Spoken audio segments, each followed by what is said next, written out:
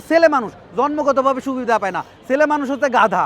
আমরা গাধা, সারা জীবন আমরা গাধার বোঝা টেনে যাইতেছি, আমরা চিনির বস্তা টেনে সংসার দিতেছি, ওয়াইফরা বোরা বসে বসে চিনির বস্তা থেকে চিনি খাচ্ছে, মিষ্টি খাচ্ছে, আর বসে বসে তাদের মানে স্বামীদেরকে অর্ডার করতেছে। স্বামীরা যদি হাতের থেকে একটু চুনের থেকে মানে আপনার পানের থেকে চুন খসে দেয় তাহলে সমস্যা।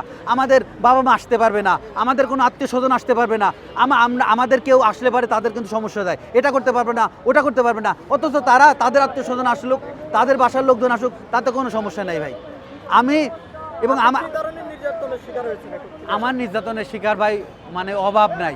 সে নিজে মানসিক যন্ত্রণা দিচ্ছে, এরপরে হচ্ছে অনলাইনে বিভিন্ন জিনিসপত্র কিনছে, কেনার পরে ধরেন আমি ত্যক্ত বিরক্ত, সে ইউজ করে না, ব্যবহার করে না। এমন আছে যে জিনিস কিনে অর্ডার দেন, সেগুলো প্যাকিং পর্যন্ত খোলে নাই, ঘর পুরো ভরে ফেলছে, নতুন জামা কিনতেছে, বই কিনতেছে।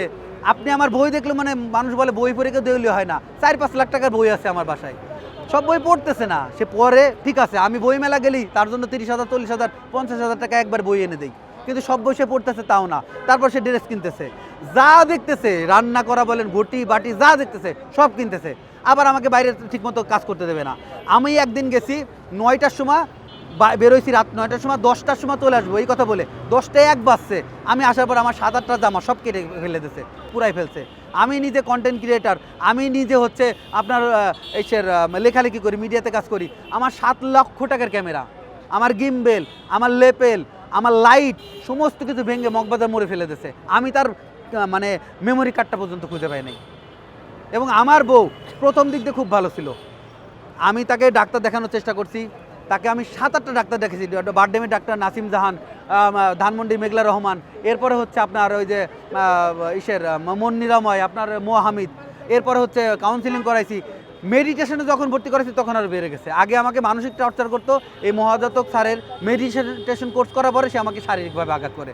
আল্লাহ জানে এখানে কী মন্ত্রণা দিয়েছে, কী পড়াইছে, এখন আমাকে গায়ে হাত দেয়।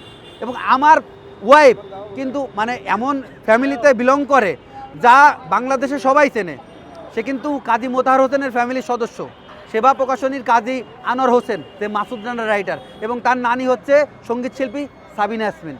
পুরুষের নিরাপত্তার জন্য কি ধরনের আইন আপনি চান? পুরুষের নিরাপত্তার জন্য আইন চাই হচ্ছে যে পুরুষকে যদি শারীরিক বা মানসিকভাবে নির্যাতন করা হয়, মিনিমাম যেন একটা পানিশমেন্ট দেওয়া হয়।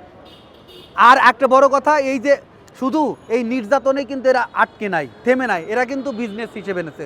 কারণ বড় অনেক লাখ লাখ টাকা দেনমোহর, এরা কিন্তু দেনমোহর নেয়। আগে ছেলেরা নিত যৌতুক, এখন মেয়েরা নেয় দেনমোহর। দেনমোহর নিয়ে নিজেরাই এমনভাবে পাটাপুতো যে আপনাকে পিষবে, আপনি ছেড়ে দিতে বাধ্য হবেন, যে ভিক্ষা চাইনে মা কুত্তা টাকা, যখনই তারা ছেড়ে দেবেন দেন এত টাকা, বা বিজনেস সুন্দর, আবার আর একটা বিয়ে করবে, আবার সেম কাহিনী। তা পুরুষের কোথায় নিরাপত্তা ভাই? আমাদের ভুল যে আমরা পুরুষের জন্মগ্রহণ করছি, এটাই। আপনার কি নাম, কোথা থেকে আপনি? আমার নাম আলামিন জমাদ্দার সবুজ।